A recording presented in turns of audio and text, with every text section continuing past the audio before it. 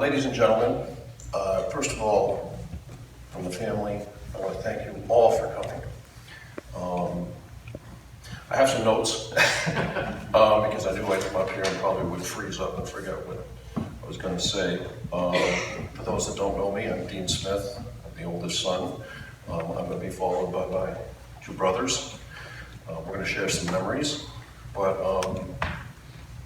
I wanted to take the time to just thank all of you for coming. Some of you are here who probably never knew my dad, but knew one of us and is here to support us. And we can't tell you how much that means. Others knew my dad and my mom, maybe from work, from the Lincoln Review, playing tennis, from his art, or just from around Lincoln, a town he absolutely loved to share with people, and just thoroughly enjoyed.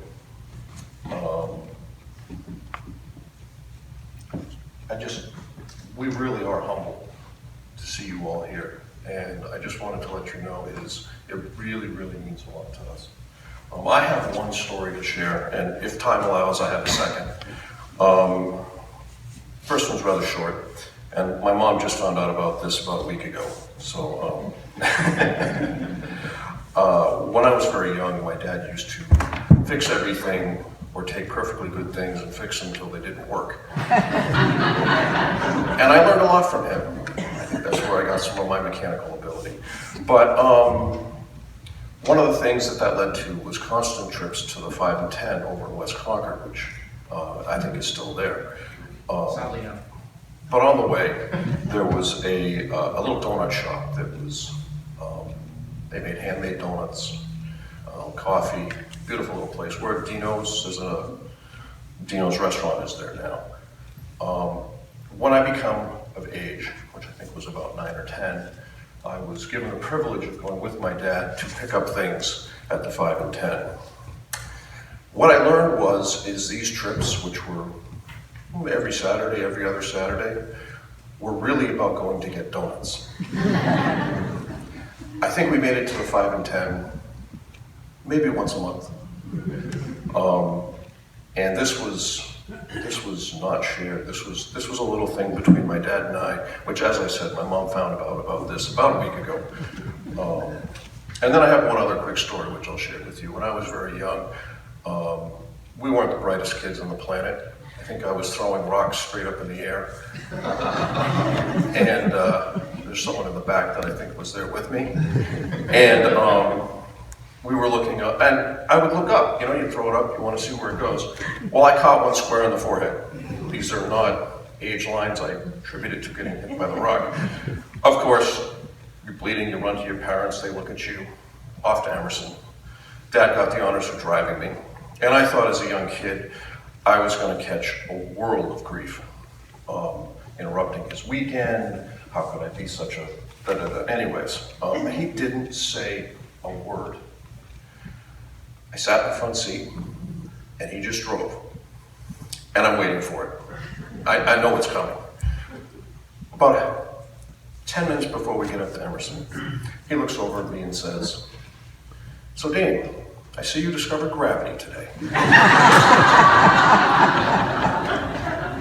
That life lesson I carried forward. I would occasionally talk to my dad about working on this, fixing that, and some of the less than intelligent things I would do trying to fix things. And he would occasionally remind me, discovering gravity. That's all I have. I'm going to turn this over to my brothers. Thank you all for coming. We are honored and humbled to see you all here.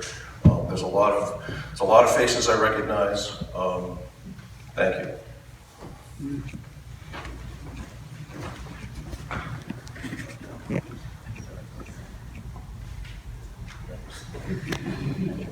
I'm Eric, for the people who haven't maybe seen me in a long time. So there are many ways, big and small, that I miss my dad. I can't list them all because, well, it would take too long. But I can list a few. One thing that was neat that he loved to do is send emails to us kids, and they would include all kinds of things like a favorite comic from that weekend's newspaper or a classical music recommendation from YouTube. He continued to get magazines from MIT and would send out articles from their engineering section. If he found some new painter or artist on the internet, he would include links to those and say what he likes about them. I miss his subtle humor that was different than most of us Smith's silliness. At the Blue Heron Lodge, he liked to cup his hands and make a loon call to imitate the one on the water, thoroughly confusing it. He did this very well. He loved to talk about the trips he took with my mom, and they went all over. Everything from New Zealand to Maine to Japan to Anguilla, Ireland, India, and so many more. And I really liked the advice he would give. I would talk to him about stuff from my house, and he was a serious handyman, and we would always consult with him first. And it was just really nice. But through all of this, what makes me truly sad is that I won't have more time with him. That one-on-one time discussing anything, really, just was something that I cared deeply about.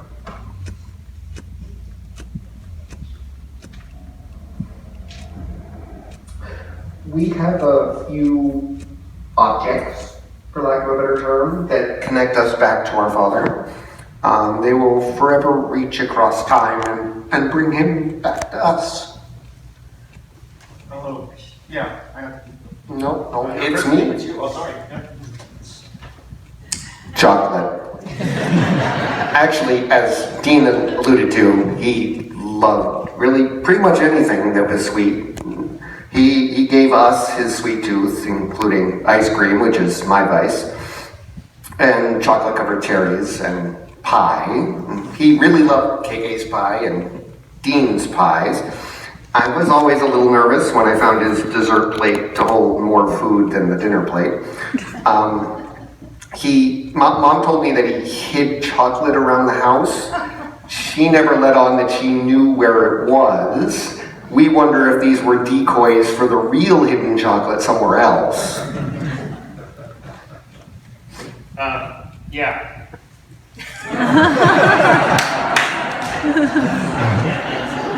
So you all recognize this. His heavy winter hat that I swear was the same hat year after year. His joy of this hat was clear. It was the cherry on his top. As a kid, I thought it was permanent and indestructible, like Dad. Later, I learned that he ordered a new one every couple of years from LLD. The neighbors said they knew winter was coming because they saw the hat.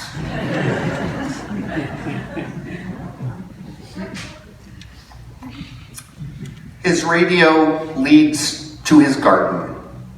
He loved working in his garden and listening to, in fact, this exact radio. His endless battles with the woodchuck were legendary. His garden was a very big, tempting target. It rivaled the size of our house. Among other things, he grew carrots and strawberries, which I actually owned, both weeding and picking out there with him. And I still love picking strawberries and eating them to this day. He grew snap peas and endless amounts of rhubarb that nothing could kill, tomatoes and more. He wore Old Woodsman 100% deep bug repellent that repelled bugs and family members alike.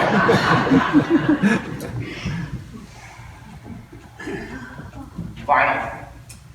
Dad loved his classical music.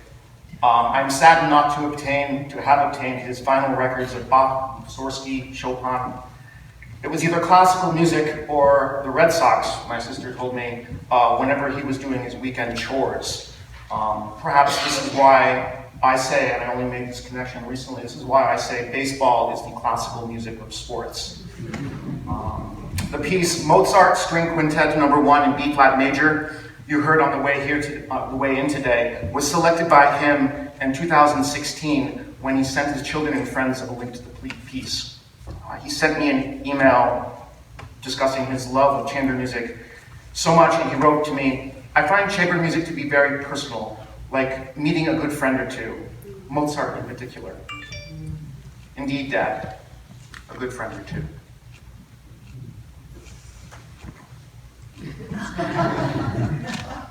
Baseball. We spent a lot of time in the backyard in the summer throwing baseballs. He loved to explain the curveball, and he would throw with his tall, lanky kick a ball to us, daring for us to catch it. A combination of my mom's tennis athleticism and his love of baseball yielded many Little League pitchers in this family. He tried to teach KK to throw balls. He loved the Cardinals and the Red Sox. When we were young, I fondly remember, while watching the Red Sox on TV, that he would rub my mom's back after a long day while watching the game.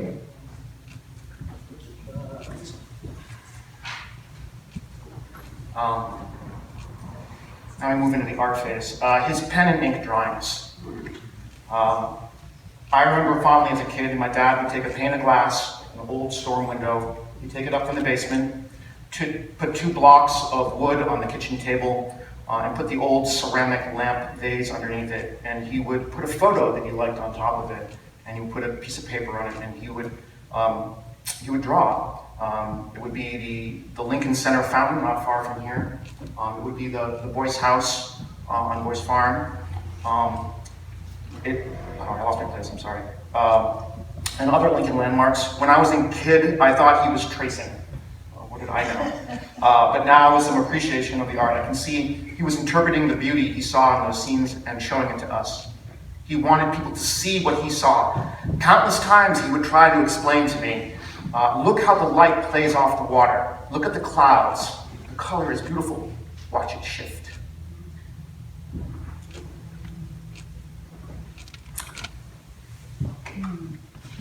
Watercolor paintings. This is one of his originals. In his retirement, he shifted back to painting, specifically watercolors. He loved taking pictures on his many vacations, and then could come home and paint them at his leisure. He had painted back in college and returned to it in retirement. He joined the Lincoln Recreation Open Studios and made many friends there. He saw the world through an artistic eye. I remember him at the Harris Lodge watching the reflection of a hanging rope over water, studying the scene for future paintings. Him talking about the beauty of that moment, making sure that I didn't miss it. And now that dock rope is gone, like him.